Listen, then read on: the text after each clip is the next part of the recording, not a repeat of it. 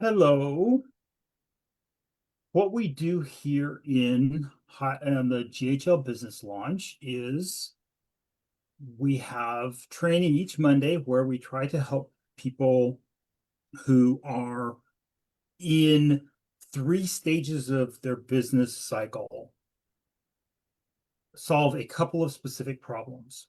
First of all, if someone has a stable, profitable business that all the systems are running and they just need to do more of what they're doing, that's called scaling. And that's the numbers we use is $10,000 a month. But whatever the local equivalent in your economy might be, if your business is in that kind of a situation, if your business is in a place where you're $10,000 a month or more equivalent, then that kind of scaling isn't what we help people do in the business launch part of GHL Business Launch. We use $3,000 as this business has gone from a hobby business or a side hustle to a family lifestyle supporting business. So in the range 3,000 to 10,000, that is a profitable business. That is a job for the agency owner. What we help with the business launch part in that phase is identifying when something is a shiny object and is a distraction, or when you're stuck in a sunk cost fallacy in the illusion of permanence, and making decisions to help you stay on the path so that that business continues to grow. In the range from $0 to $3,000, that's a startup, that's a side hustle, that's a freelancer, that's someone who's trying to get going with their agency. And what we help with the 9 business model specifically is deciding what that agency should even look like, how to move forward so that you're not just hustling from project to project to project, and you actually have a goal in mind that you're working for. Who I have with me today is Amy Schultz and Alastair Macartney. And they have been very instrumental in my growth, my process with moving from my journey in the Army to my time in the printing industry to now in the digital marketing agency. They're the people who initially introduced me to HighLevel, taught me how the SaaS business model works, how the agency business model works. And so what I specifically am asking for Amy and Alastair to talk with us about is how the agency business model was changed by the introduction of HighLevel. And specifically, the two of them were very early adopters of HighLevel when it first became available. And so they were in the marketing agency world and realized the potential of this new platform from a very early on. So Amy and Alastair, thank you so much for joining us today. And would you the two of you just give a quick overview introduction of your journey as marketing agencies and as users of HighLevel? Go ahead, Alastair. Hunt. Yeah, so sorry, I was on mute. Yeah, Keith, thank you so much for having us on. I appreciate you taking the time to talk to us. So yeah, so a little bit of my background. People listening to this, if they don't know me, they can tell from my accent that I'm not originally from the US. I am also not from Australia either. So I'm British. I've been in the States now for about 10 years. My wife is from here, but I spent about 20 years, a little more, in the British Army, doing all kinds of different stuff, but largely unrelated to digital marketing and agency space. But there were a lot of good experiences that you could bring over when I left, and my wife's from the US, hence coming to the US when I left the military. Started getting into the digital space, and then Amy and I partnered up and started working together as well. And it went from there. And we were one of the HighLevel early adopters. We weren't there when it was in beta, but not that long afterwards. and we were actually HighLevel was not what it is now. And I'm trying to remember when it was. Amy, do you remember? It's like, is this It was 2019, 2020? 2019. It was 20, 2019, and Sean and Robin were the ones who actually onboarded us. right, yeah, so that's how small it was. The C-suite people were the ones doing the onboarding calls then as well. So it was really cool. So we got in there, and HighLevel had only a few features, but it was basically this key feature set that it started with, which was the one that we weren't happy with at the current time, and so we were looking for a We were replacement to. piecemealing. Yeah, Yeah, we we were were piecemealing. piecemealing all over the place, and it was what we had known for a long time, particularly in the agency space, and then specifically the lead gen space, is it didn't matter how amazing you were at generating leads for a client, you could be the best in the world. It didn't matter how much the client said, "I'm on it, thank you, I'm following up with them." They just didn't, and it was and we experienced churn from too many clients who just weren't following up. And it wasn't that we were sending them bad leads. It was that no matter how well they said to everybody, how well they would follow up, they just didn't. And I get it, you can't. They're busy running the rest of their business, following up with these leads that you're sending through. They couldn't. So we knew that in order to continue to generate leads and reduce our churn, we had to do the follow up for them. And we had a platform called Howdy, which I don't think exists at all anymore and hasn't for a number of years. And we were looking for a solution for that. And the one thing that HighLevel really had at that point, the thing that they really focused on at that point was the follow-up system, the automated emails, the automated SMS. So a lead comes in, and it wasn't even through workflows then; it was through a depreciated features called triggers and campaigns that would link through that. That was the feature set that we were looking for. And Amy, you probably recall better than me, but I think spending $2K a month on Howdy, not counting all the zaps and other call tracking and all that sort of thing, right? Yeah, it was over 2,000, but yeah.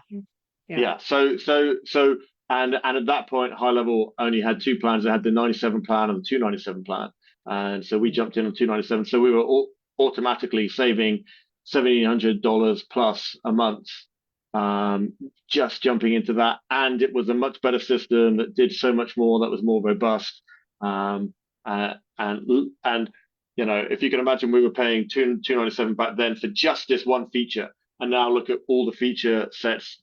Take SaaS off to the side for a second, but look at all this, everything from the funnel builder to the documents to the products to the chat widgets, all of it now still all in for the same price. And we've been using it ever since. So that's my long-winded sort of introduction for me.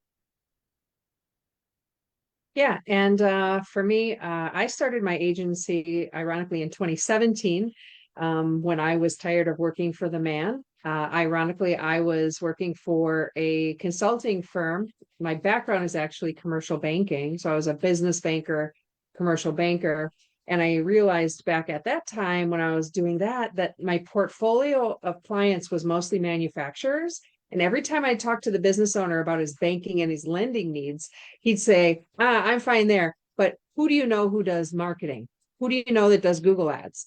And then I just kept talking to other bankers about this, going, do you notice that there's always the same question? And who do you refer? They always wanted me to be sort of that cog of trust, right? To be able to come to me. So, I told my husband, there's got to be a way for me to be that bridge between the business owner and whatever, but I don't understand it. I don't understand digital marketing. So, and then I got recruited away to a consulting firm, and I was actually helping manufacturing sales teams get up to the era of digital sales instead of just leaving their business card on a desk and hoping that somebody gives them a call. So I was helping them transition from, I'll call it the old guy method, to digital. And myself and my team were actually teeing up utilizing email strategies and cold emails and just something that we just created. I wasn't trained on it. I just created it thinking there's this need, have to do it. We're very successful. But then, my president of my company just kept saying, well, go sell more, go get more and more and more. And I said, I need to understand, like, how does this work? If I'm selling it, I sort of need to understand what I'm selling to go get more. Because digital marketing was a piece that I sold. And he goes, just stay in your lane. You're doing a really good job. You don't need to know it. Just keep doing it. And I went, I need to go learn it. And so then I started searching. I had just moved to California at the time. And I told my husband, I said, I'm leaving my job. And I started searching and found some training. And lo and behold, went all in. And my family went to bed at 9 o'clock at night, and I stayed up from 9 o'clock until 1 o'clock in the morning to start learning this and doing it and proving to myself this works and stuff. And then I went, holy cow, I know a lot of businesses. I'm starting my own thing. I'm going to get this ramped up to a certain amount of money, and then I'm leaving my job. And literally within 3 months, I was at the number that almost 4 months. I was at the number that I wanted to be to leave. So I told my husband, I'm giving my notice, and he was nervous. And within 5 months, I had, I don't even know, 16 times that. I mean, I had, or 10 times, I 10x'd it. So I told my husband, if I'm making $6,000 recurring revenue, if I'm bringing in $6,000, I'm leaving my job. And at the time I was making at my job 130, 150,000 depending annually. And I said, if I just hit that $6,000 mark, I know I can push past it. Hit it, push past it. Within 5 months, I was at the $60,000 mark, and I just blew past it. So the reality is, whether you came from that world or not, you can learn this. And I know, from a high level perspective, it can be overwhelming. It's overwhelming to me at times as well. Alastair knows that better than anyone. I tend to forget a lot of, how did we do this? How does this work? But the tool has been phenomenal. And in the upfront of us joining and Sean and Robin onboarding us, it's been a lovely relationship because they've actually allowed us to help implement and give them ideas of what to implement. And I know they do that generally for everybody, which is a beautiful thing from a software perspective. But that is my background. Alastair and I started working together in 2019, and he quickly said, hey, there's this new piece of software out there. I think we can do a lot better with it. And we ran with it and saved tons of money and learned it, and now teach it and help other business owners, help other people like Keith that want to sort of break away from their same old and get into something different, especially this world, this ever-changing world of the digital space, and how to make sales in it. And I apologize if you guys hear my dog barking. I know Zoom does a good job on zooming it out, but or gating it out, but she's going crazy right now. So I have this framework I call the 9 business models, and I don't think it's magic. I don't think it's anything that's like life changing, life challenging. But I mentioned earlier that there's these 2 ditches that tend to derail solopreneurs who are just starting out on their business, and it's the illusion of permanence with the sunk cost fallacy. Once I've started something, I have to see it through. Well, you don't necessarily have to see it through, but what you need to do is, if you're going to make a change, you need to know why you're making the change. The thing that more often gets people, especially in the early stage, is I'm getting too many notifications. Too many in the early stages. Too often the shiny object syndrome is the thing that derails people. So they get chasing all these shiny objects, and they don't have a clear path forward. So the point of the 9 business model framework is to understand enough about yourself and how this set of tools can be applied to yourself to let you chart a course, even though you don't necessarily see the destination yet. I'm gonna cycle through the grid in a particular order because we're getting back to the marketing partner, the outsourced marketing department framework. So business model 9 is someone who's actually doing software development. Business model 9 is someone who has the coding skills to say there's a gap in what HighLevel currently does. Let me solve that problem. Or there's something that HighLevel doesn't do. Let me build a bridge to connect it to some other piece of software that does that thing and solve that problem, connect it back to HighLevel. Business model 8 are people who help other HighLevel agencies, users of HighLevel, do the technical things on the backside so that they can focus on serving customers or doing the sales side of growing their business. Business model 7 is coaching, advising, teaching. This conversation is in that vein. It's also people who do business coaching for people who are high-level agencies. Business models 1 and 2 are the pure affiliate versus value-added affiliate, and I go into a lot of more depth. But for today's purposes, I'm just going to say there's the reason that I've differentiated them is because it helps you decide what kind of content you're producing. If your goal is to sell someone a subscription to HighLevel, then all you need to do is get the right content, get the right audience listening, and say, hey, oh, by the way, sign up for my HighLevel. We talked about business model 3, SaaS, in this conversation already with Alastair and Amy.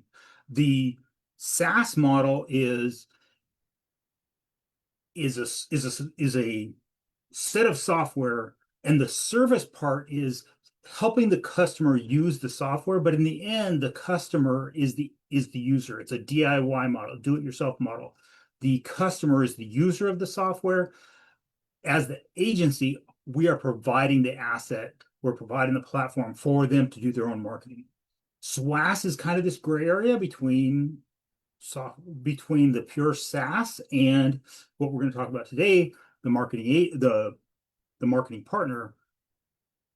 What was really interesting to me when I first was introduced to HighLevel is we were all looking at the market from what I now call the marketing agency perspective, business model 6. The business model 6 is people who are doing traditional SEO, lead generation, email marketing, direct mail marketing, which is the world I came from, social media management. We're talking about, okay, here's how in the digital age you do this social media management agency, or you provide a SEO service, and you're using HighLevel on the back end as a way to be more efficient to do what you're doing for the client. But in the end, you're an independent agency who's contracted on a retainer basis to do services for the client. And that process is what I learned from Amy. And then as HighLevel developed this SaaS framework, HighLevel was watching how people were using the software as agencies, who they built it for. What they built it for was to reduce the churn. The things that Amy was talking about here a minute ago, where she had all these things bandaged together and was trying to solve these problems for her clients. And Alastair's talking about, and then we had this churn because the clients were saying, well, it's not working out.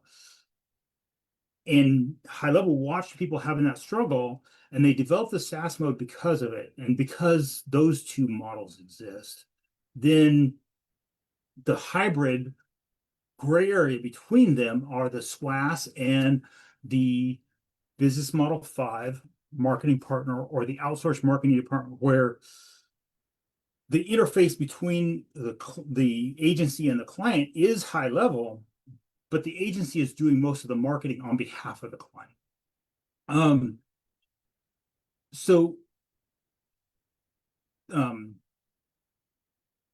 That business model, that hybrid between the pure agency and the pure SaaS model, has a potential to be very profitable.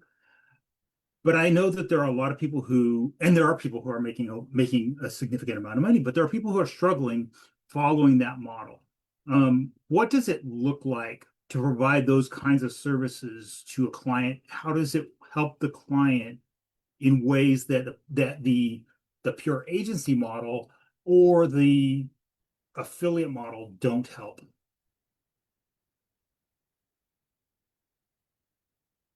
Mute. Is that a question for us? Yes, please. Can you say it again? Sorry, I should have phrased it as a question.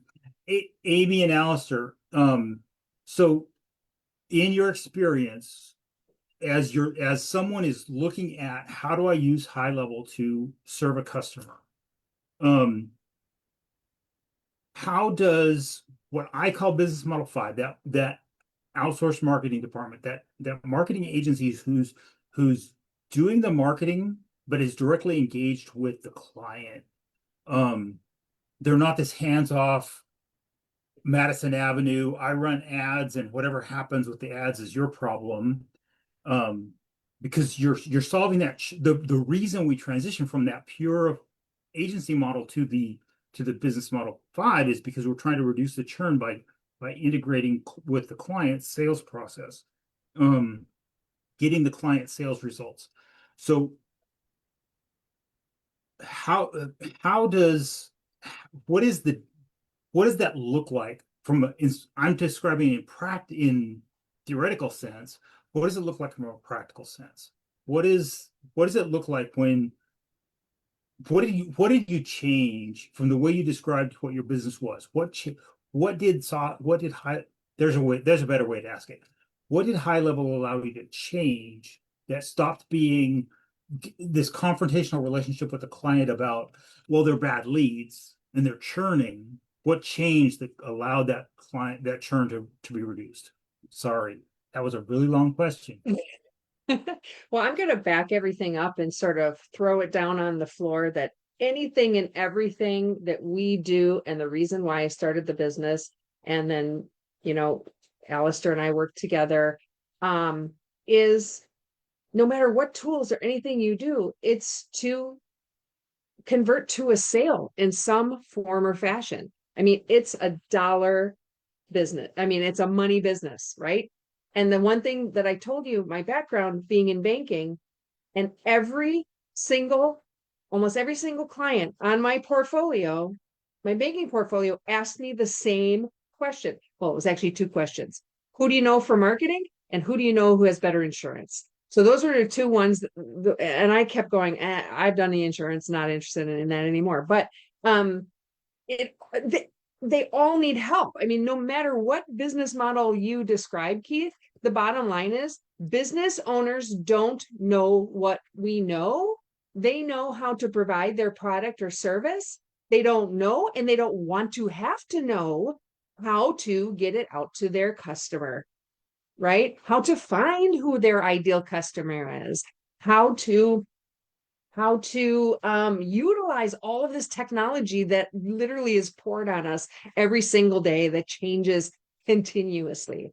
So once you recognize that, I mean, there are things that I don't want to have to know. Tell me what insurance I need. I don't want to have to know it anymore. They are exactly like us in that form or fashion regarding marketing or tools that's going to create efficiency that is ultimately going to lead to sales. So I know you were focused on the churn and everything, Keith, but the reality is, number one, it's a buttoned up tool. The HighLevel is a buttoned up tool that continuously is expanding, that allows us as the marketing professionals, the people who are consulting with businesses, helping them grow their revenues.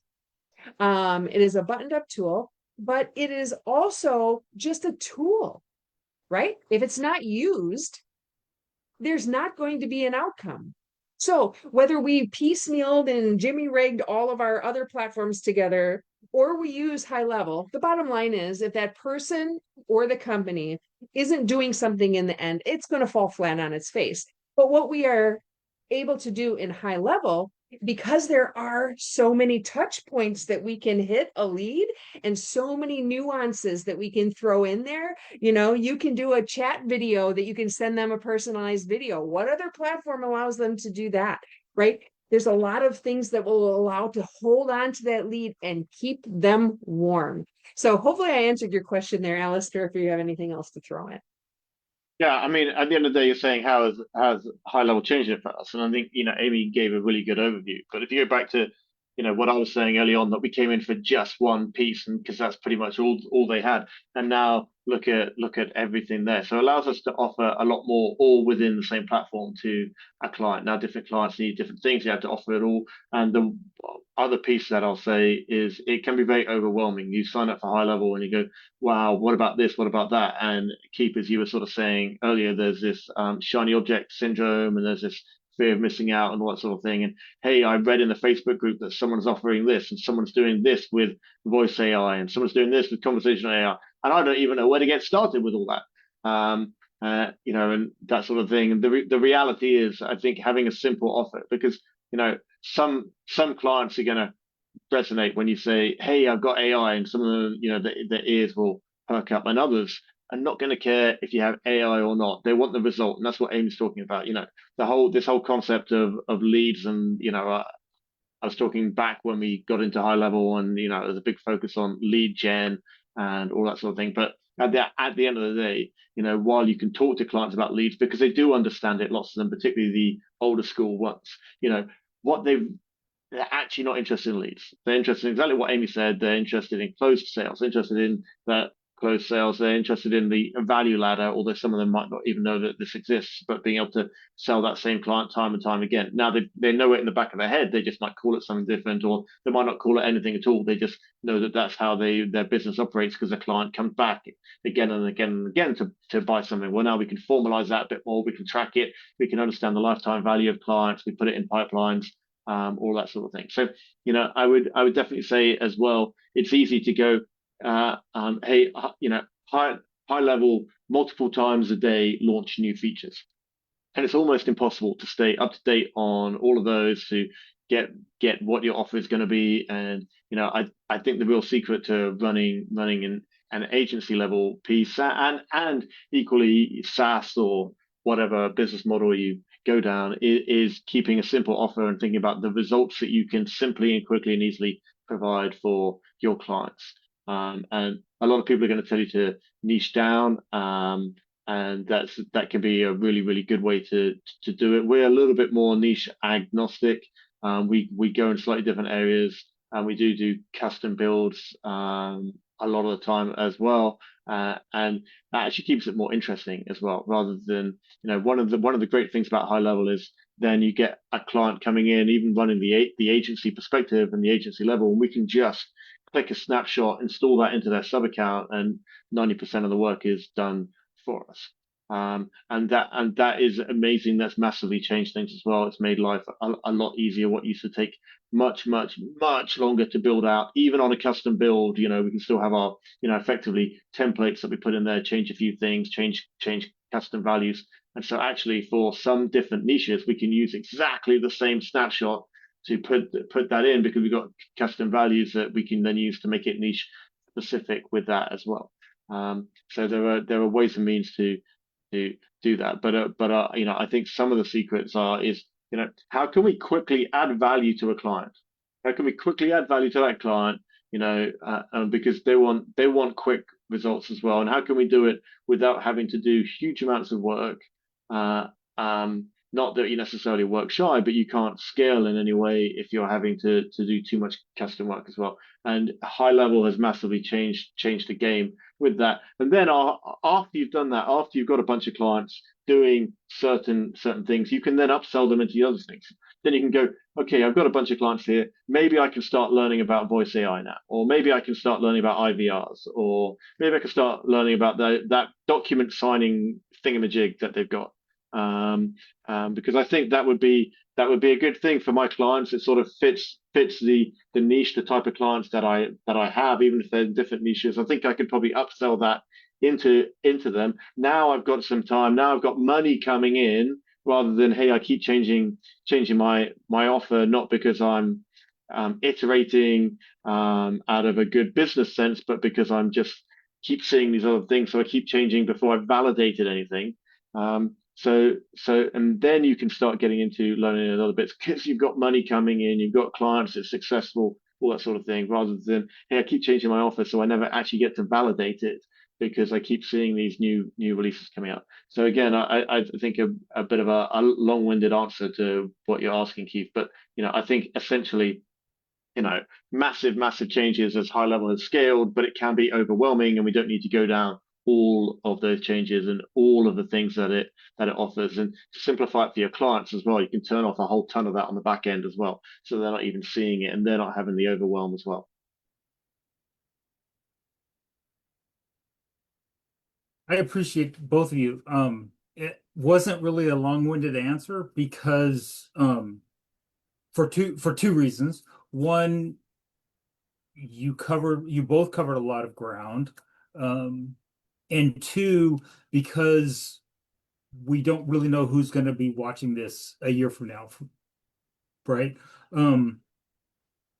What one person might need is going to be different from what someone else will need.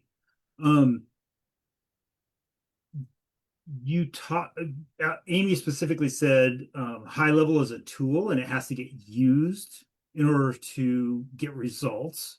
And then Alastair, you kind of wrapped it up by saying, yes, we can get quick results without building a custom build every time, even though the client has unique needs. Those needs are related to the patterns of the themes are all still there. And so we can build a system that solves for the pattern and then make adjustments for the individual client.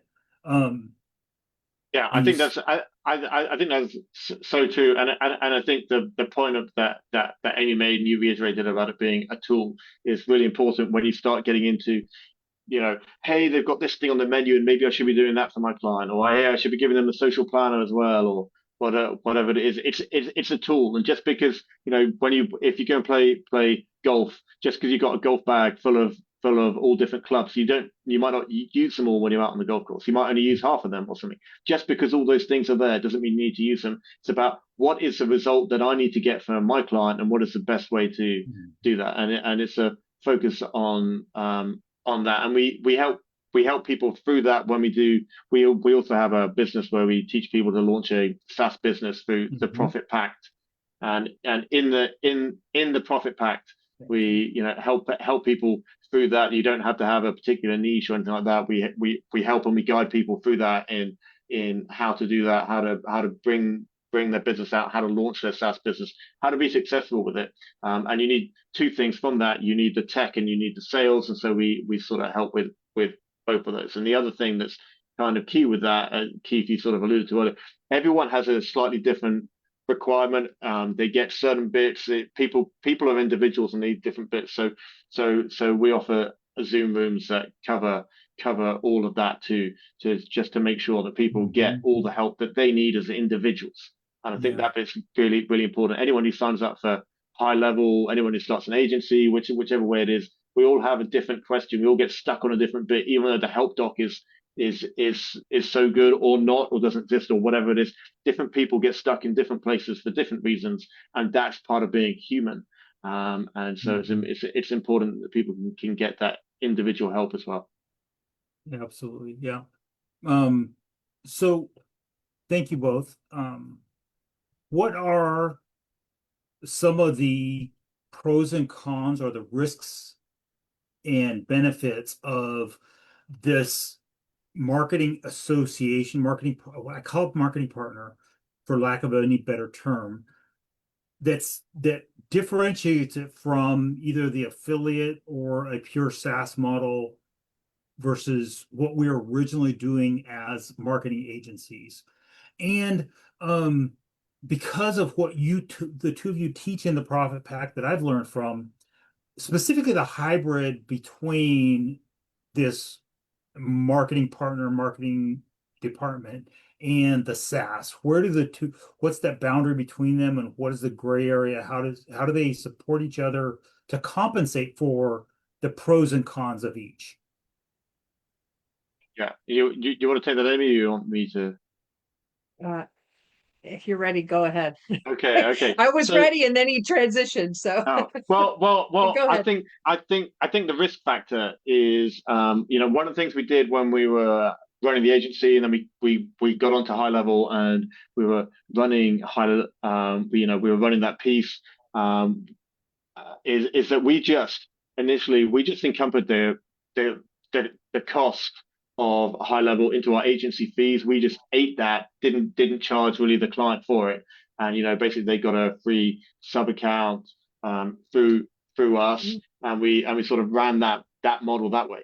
And then we transitioned into minimizing risk, because the reality is, again, no matter how good you are, marketing agencies get churn. They do, and at some point, the client's gonna leave.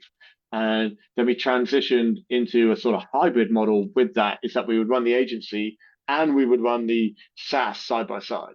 And so client signs up for us, we say, you also, as part of having to work with us, you need this subscription. Sign up for this SaaS subscription.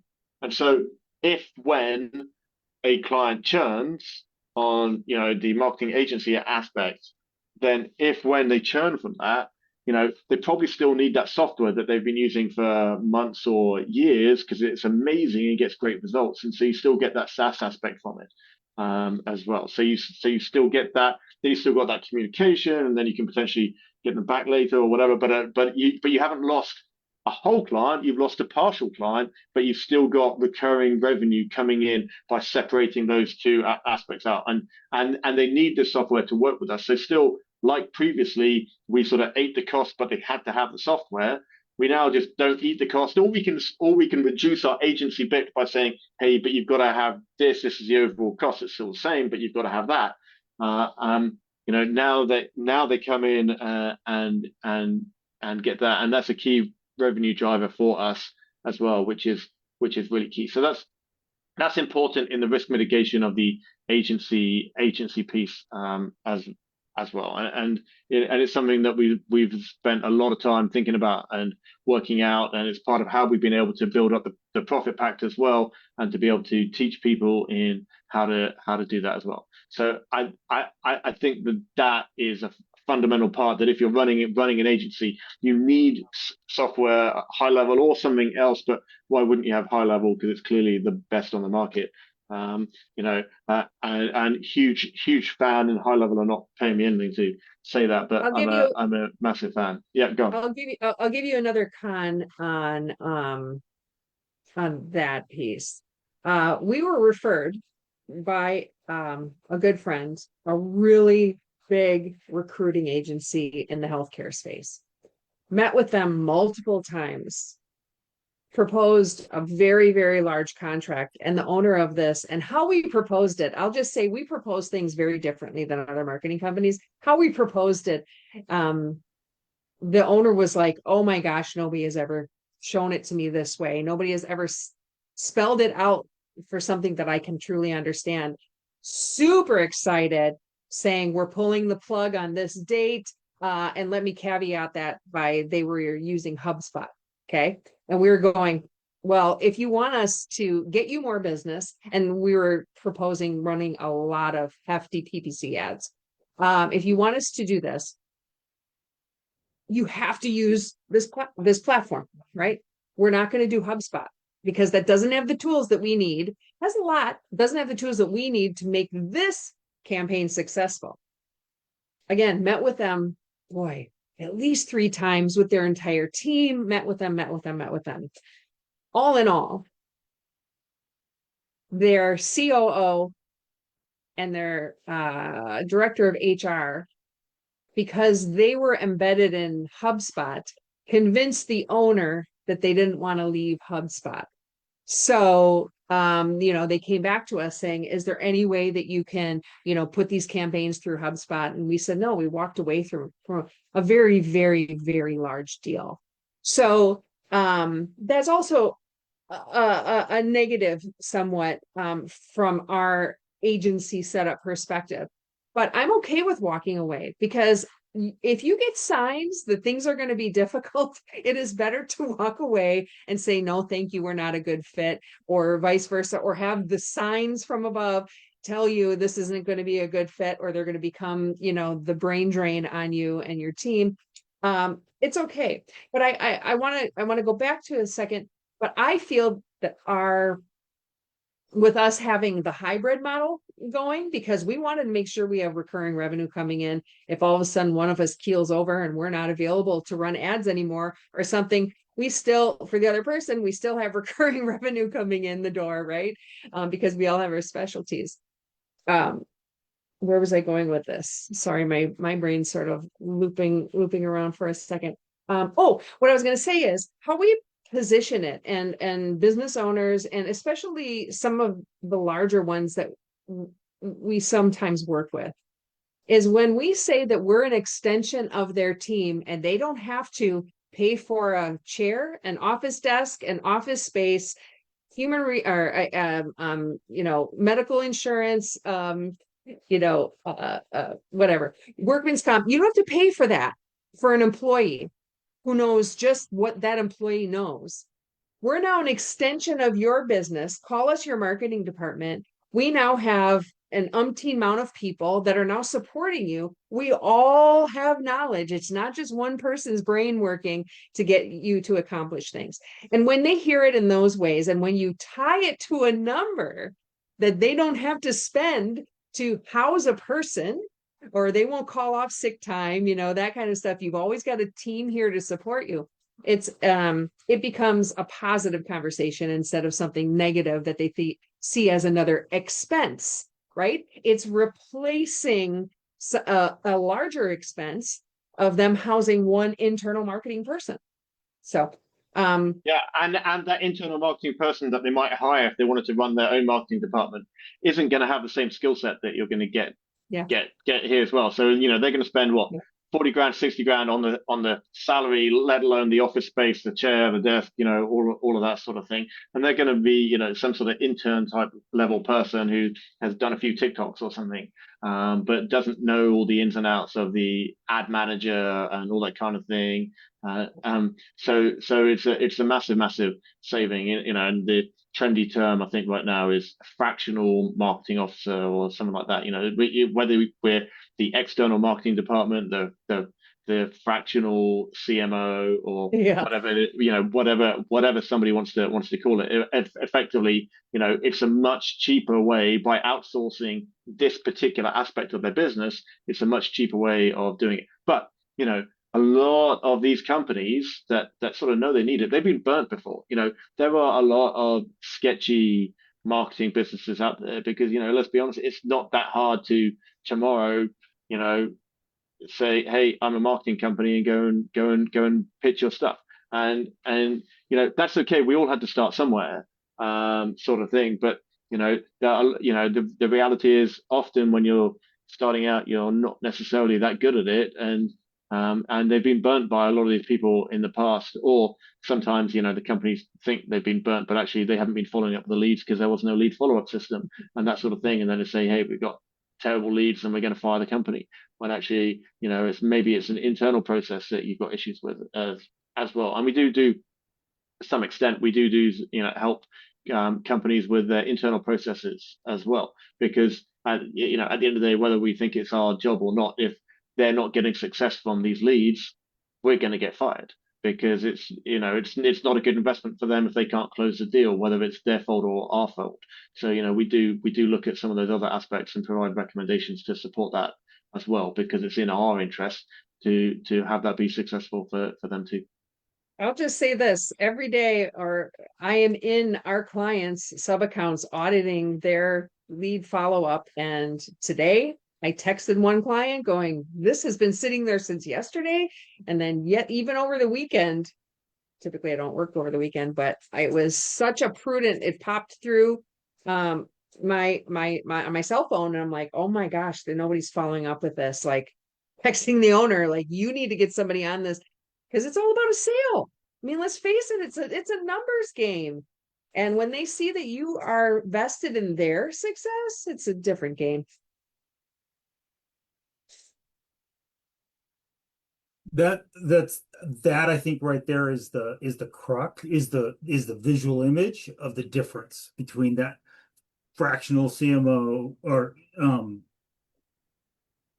outsourced marketing department, the extension of your business without paying for an employee. Amy, I think that's a crucial quote right there.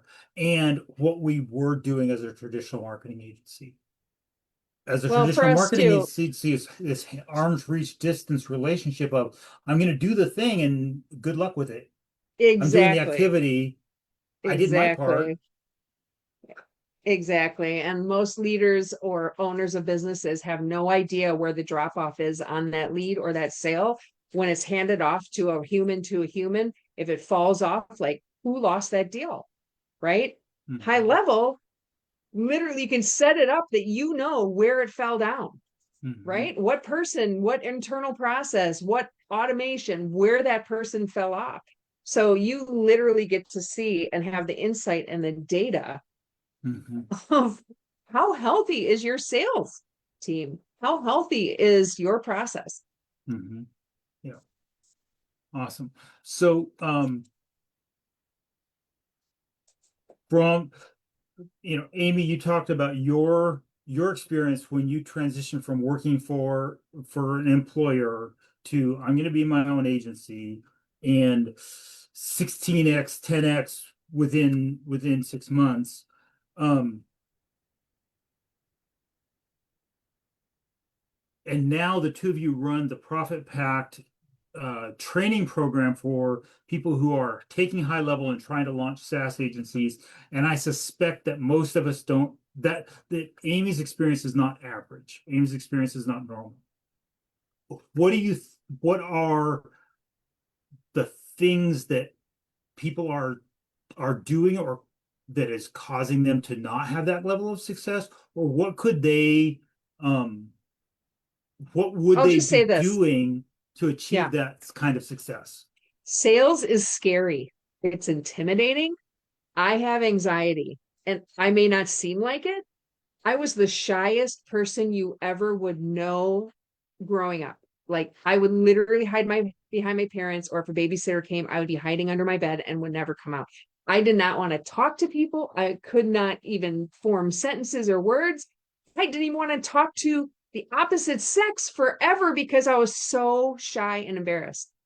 But there is a point that I have to step over my anxiety line every single day, even to do this, and go, you know what? I'm not just this crumpled up human being that can't do anything. The reality is, if I don't step over that line and move forward, I won't ever be able to live the life that I want to live. And the reality is, if you were introduced to HighLevel, however that could be, or however you got here, consider it a favor. Because even though there's a lot of people using the platform now, there's still, it's not everyone, right? And for you to have this tool to be able to figure out, like, I literally just sold the tool for $97 to one client for just a website, took a website from the HighLevel theme, website theme, slapped his Template. logo on it, put his phone number, call tracking phone number, and added a couple of his pictures, and boom. Now we're getting $97 a month for a website that he's just like, I just needed a website because some clients wouldn't sign me because I didn't have one. I mean, that's $1,200 a year, or almost $1,200 a year for just a website for a guy that just needed a website to close business. I mean,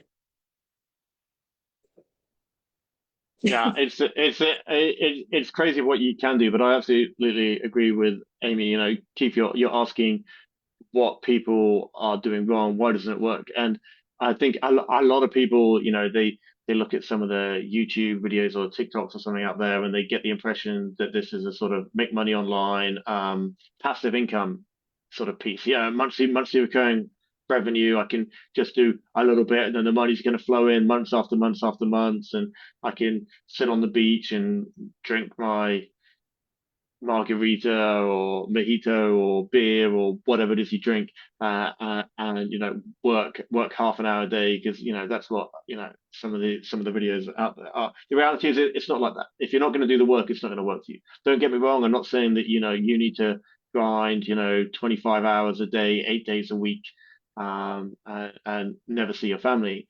But I am saying you are going to have to do a bit of work, and it's probably going to be more work up front. And then once you get 10 clients, it becomes easier, because actually one of those 10 clients actually recommends you to client 11, and so you didn't have to do anything to land that one. And then once you get to 20, 3 of them are referral clients, so you've just got 3 clients for nothing, where you didn't have to do any work. So the hard bit is in the start, and you've got to do that. And you probably notice that a lot of things in life that were really worthwhile you doing were hard, and at some point you had to step out of your comfort zone, and you had to you had to make the impossible possible. And it's hard. You had to do something that was uncomfortable, and for some people that's all the tech bit, and you're like, don't get the tech bit, and I don't get it, and it's really, really hard. I don't understand this bit in HighLevel, and someone else did this, someone else did that, and why can't I do that? And now they're talking about I've got to do some CSS thing. I don't even know what that stands for. How do I even do that? And by the way, you don't need to do the CSS thing. You can do it without. But anyway, that's just because you maybe want to make it look a little bit prettier or different. But you don't need to do that. You can do something to sell out of the box with HighLevel. But or maybe it is that sales thing, and you're nervous going on the sales call or walking into the business or whatever. But what I will say is, whatever we do in life that's really hard, like when we learned to walk, when we were a baby and we learned to walk, and it was really hard and we couldn't do it, and we fell over and we fell over and we fell over and we fell over, and then we got it. Like learning to drive a stick, you can't get that clutch bite, you can't get it, you kangaroo all that place, but eventually you get it and you just do it. And it's the same thing with walking into a business. You need to go and walk into 1 and then 2 and then 3 and then 4. Because I guarantee that the first 3, 4, 5 sales meetings, calls, Zooms, whatever they are, you mess them up. That's okay. So go get them out the way. Go get them out the way, because number 6, 7, 8 will be better. And 15, 16, 17 will be better, but you need to go and do it, whatever it is. And if you hate cold calling, don't do cold calling. Schedule Zoom meetings, run ads, send cold emails, do whatever it is. You don't have to do whatever somebody else is doing. You've got to find the outreach method that works for you. But if you don't get in front of potential customers, you will not land a sale. It's as simple as that. So if you get in front of 3 clients, maybe if you're lucky, you'll land one. If you get in front of 100 clients, you're definitely going to land a client, right? So it's there's a numbers game out there, and you just got to get over that difficulty that you have, because we've all been there, and you just got to get out there and do it. Get your offer, get your HighLevel set up, get your agency going, whatever it is, and then get in front of clients and speak to clients. And you just got to do that time and time and time and time again. And that's why in the Profit Pact, we have every week we've got a Zoom room, we've got a sales Zoom room, and we've got a tech Zoom room, because those are the 2 key stumbling bits that people have, is generally sales and or tech. And so we help people with that. And we've also got extra support and training and courses and stuff. We have to help people with both of those. And Amy has this killer DVR system that she uses to land clients. And we go, Amy particularly, but goes over and above rather than just jumping on a sales call, puts in a whole bunch of work beforehand, because nobody else does it. And she massively wows people. And, I don't know, she has something like a 80% close rate or something insane like that by doing the system, because she puts the extra work out there first, and people love it.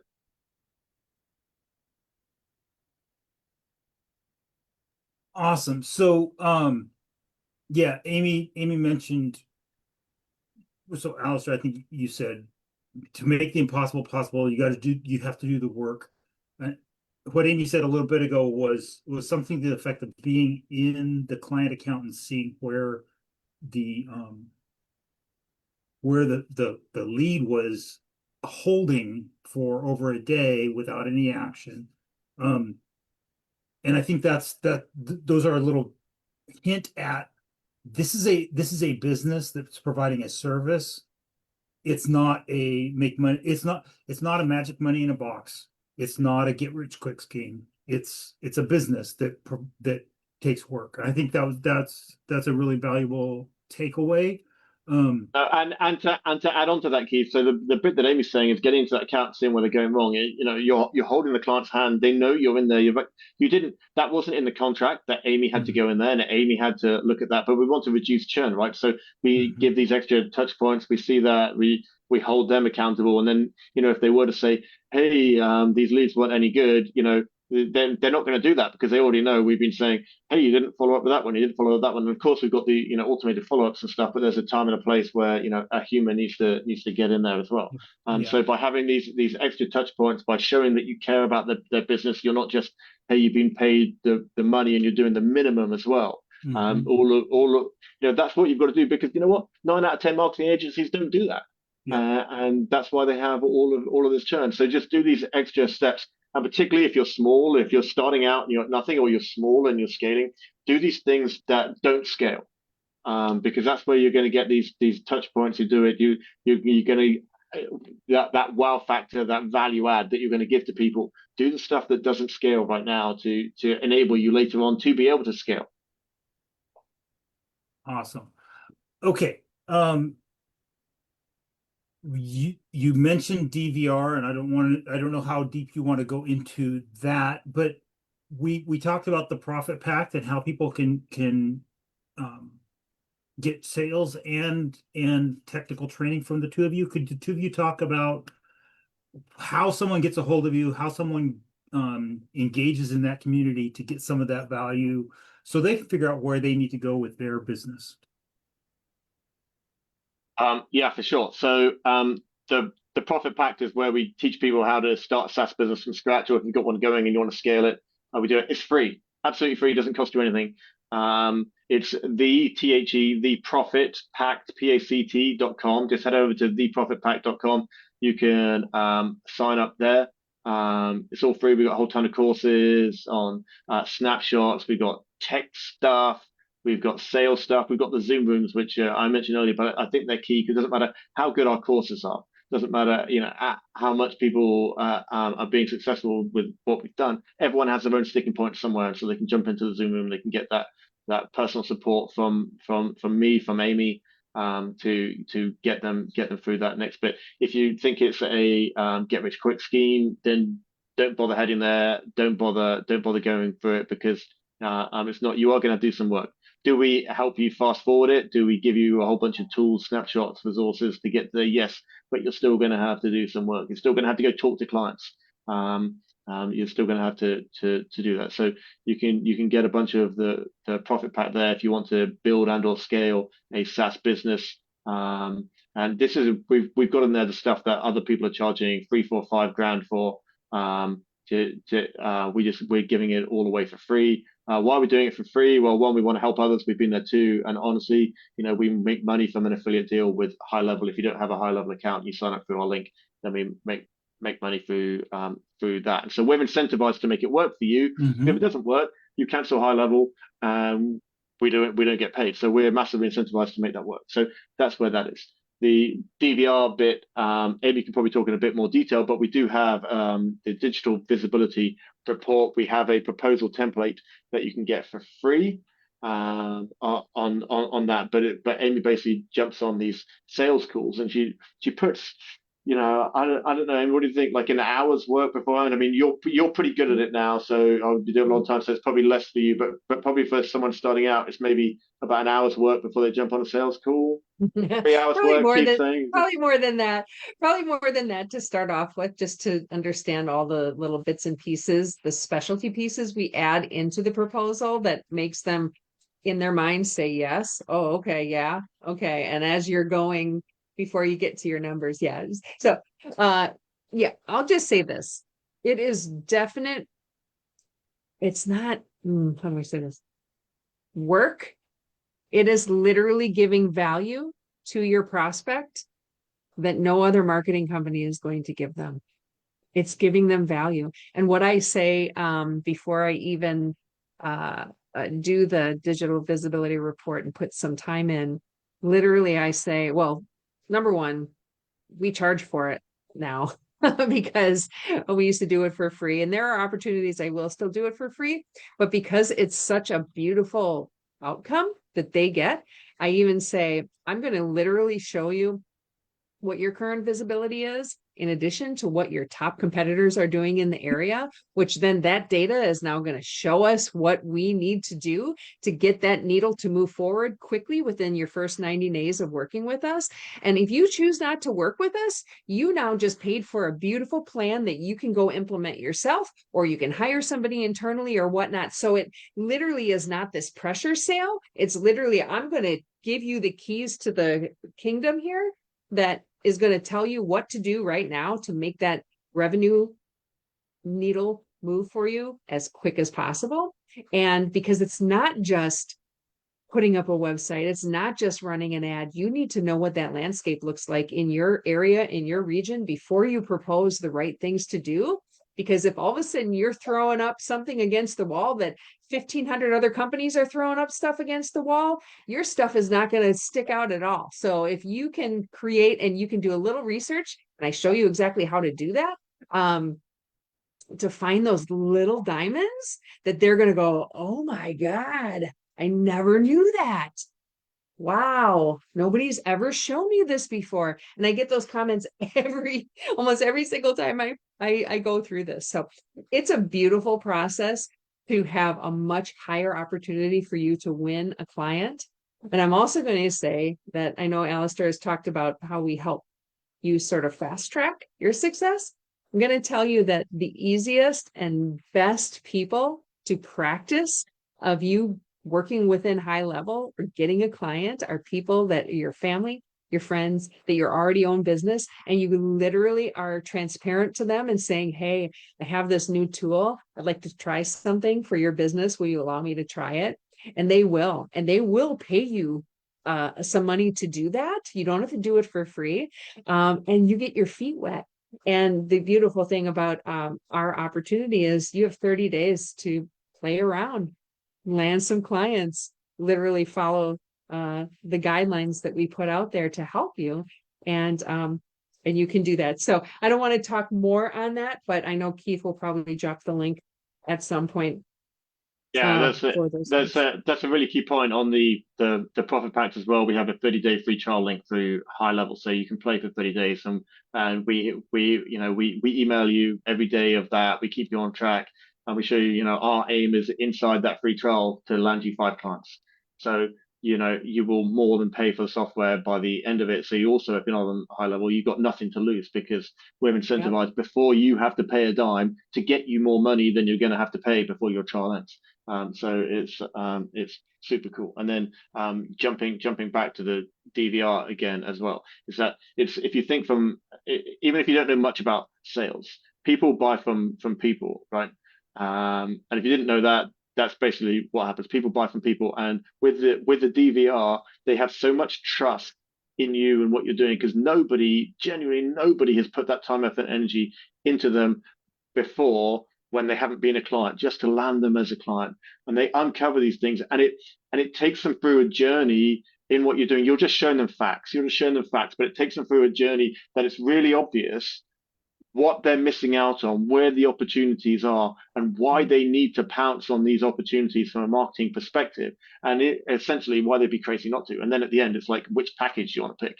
That's what it comes down to. Not hey, should I go with this company or not? It's like, which package should I pick to go with this company? Because it's really clear that they understand. You show them how deeply you understand them, far above other people that are already in their company, because you've done that research. You understand them, you know what they need, you know what you need to do. And it's like, hey, okay, you've just got to decide, am I on package A, B, or C, because I'm definitely going with you. It's really cool. And to just reinforce that, you're actually showing them things about themselves that they didn't know many times. Exactly. So not just no marketing agency has never shown them this. This is something they didn't have a mirror that they could look in and see it. No, and they didn't know where to find it. That's the thing. They don't know. And I teach you how to know where to find things. And a lot of companies are flabbergasted of things that I find that are actually hurting their reputation. or hurting what people are seeing about them to make a decision if they want to buy from them or not. So they don't realize that things are out there. So some of them are super small, but I'm like, you have to go in there and delete it. Oh, I don't know how to delete it. I will literally help you delete it. So once you give them that trust, like, you found it, you're going to help me. Yeah. It's so crazy. So if people want the free template, that's at clientcrush.me, clientcrush.me/GHL. If you go there, that's actually got a link to download the template for free. So people can go there, clientcrush.me/GHL, to get the template for the DVR, so you can use that and start landing clients if you're prepared to put the work in. And again, it's not a get rich quick scheme. You've got to do the work, but nobody else does the work, you see, and that's what's amazing. That's where the opportunities are. Other people aren't doing the work, so do the work, land the client. Do the work, land the client. Awesome. All right. I'm gonna let that be the punchline. And we're gonna sign off. Perfect. Right, Keith, thanks, thank you very much for taking the time to have us on and for letting us bend your ear and talk through all of this. Yep. Amy, anything? Thank you so much. All right. And thank you both for taking time out of your busy days, out of your agency, to have this conversation.